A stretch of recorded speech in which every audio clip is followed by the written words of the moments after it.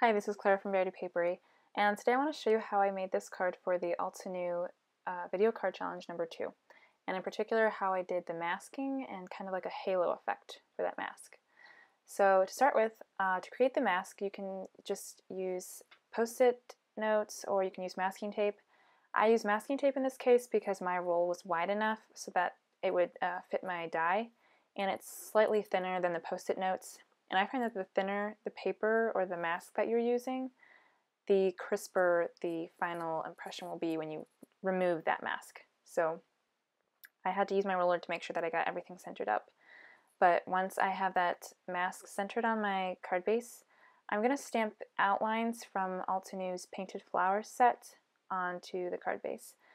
I stamp the outlines first, not always whenever I use this stamp set, but for this project I'm using the outlines first because it's just easier for me to tell when I'm stamping the outlines first the visual balance of things, because if I just stamp with the base layers, the leaves are not part of the base layers because that would just get in the way of making sure that, the flower is pink and the leaves are green. So the outlines though, they have, the leaves and the flower included. So I stamp the outlines first so I have an idea of how everything's going to balance on the card. And I just added some extra leaves and just kind of, just little filler images to make sure that everything, that I filled in some of the sides too. But I kind of have like a little visual triangle going on with the flowers. So for the base of the flowers, I'm using Color Theory inks from Studio Calico and Picked Raspberry Distress ink from Tim Holtz. And I'm using generation stamping, which is where when you ink up your stamp, instead of stamping right away with that coat of ink on it, you stamp once off on scratch paper, and then you stamp onto your final piece, and that will give you a lighter shade of the color that you originally had. So it works really well with these color layering stamp sets because you can get several colors or shades of one color just from one ink pad. So if you don't have a lot of inks in one particular color range, then that's what these are really good for. The Color Theory inks from Studio Calico work particularly well with this technique. Distress inks sometimes can. It depends on how juicy they are. My ink pad here was pretty juicy, so it worked really well. But yeah. So now I'm just going to color in the 2 extra little buds with some pink from Distress ink. The Picked Raspberry, I just added it on an acrylic block. And I'm making sure that I don't add too much water because this is not watercolor paper I'm using, so it will warp really easily. So it's just, I just keep it light with the water there. And now I'm using some of the Deja Blue Color Theory ink. That's the navy ink that I use for the flowers. I'm adding some water to it, and I'm trying to make it very light, and I'm using it to make kind of a halo effect around the circle. I'm trying to make sure that the circle is clearly defined, so while I have, the flowers kind of coming all around the circle, I'm also adding a little bit of blue watercolor in there just to make sure that the circle is really clearly defined. So once I've added that kind of halo around the flowers, I'm just going to take my ink pad or my paintbrush and just add little splatters. And yeah, so if you flick it with your finger, if you take your finger to the base of the brush, then I find that the paint splatters are pretty fine. And then if you want like bigger splotches, you add more water to your paintbrush and you just kind of tap it on the top, and that gives you kind of bigger blobs. So just play around with different techniques to get, smaller, bigger blobs depending on what you want.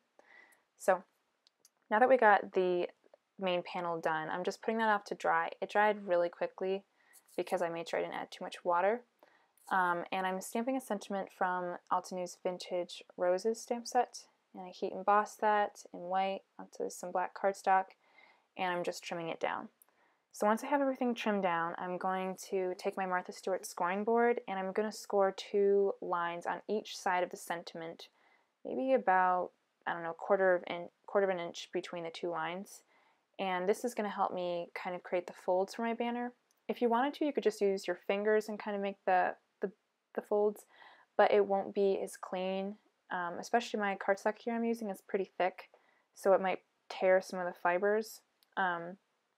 But I'm not actually using my scoring tool to fold the folds down, or the creases that I've made once I've made them, because I don't want them to be super defined and crisp like I do on a card base. So I'm using my fingers to kind of bend them back, but I do put the creases there in the first place so the paper doesn't tear. So it all kind of depends on what look you're going for. If you want them to be really crisp and defined edges there, then you use your bone folder to fold them like that, but I just wanted kind of a softer look.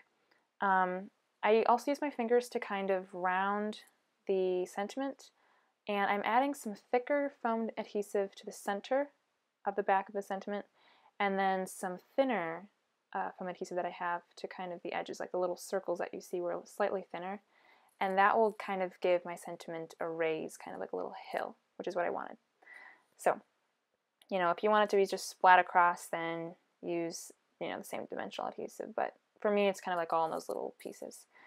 So I top everything off with some gems, and that makes that card. I also made another card. This is that second one, and I used a slightly larger circle mask and different gems. I kind of like the first one better, but I just wanted to show you how you can kind of play around with the look that you want to get. So that's the cards for today, and I hope you enjoyed. If you have any questions or comments, then just leave them down on my blog or in the YouTube video, and I'll try to get back to them and answer them the best as I can. And supplies and instructions, or supplies, will be listed in the video description. So thanks for watching and have a great day. God bless. Bye.